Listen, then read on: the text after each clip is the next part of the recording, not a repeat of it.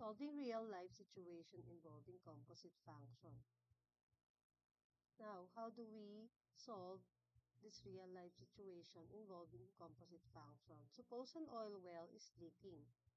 Leak spreads in a circular manner over water surface with an area A of R is equal to pi r squared. Express the area of the leak as a function of the time t, if the radius r of t is equal to 2t. In other words, we have to find the composite of A and R of t. What do we do? Let's just follow the steps. So first, we have to write the formula. Writing the formula, we have to get the first letter or first function and then enclose the other function, the second function in a bracket. Then pangalawa, isulat na natin sa loob ng parenthesis yung laman ng R of t, which is 2t.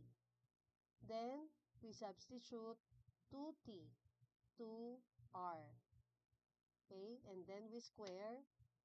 That means 2 times 2, 4. Then t times t is t squared.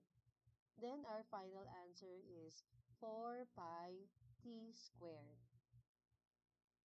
Well done!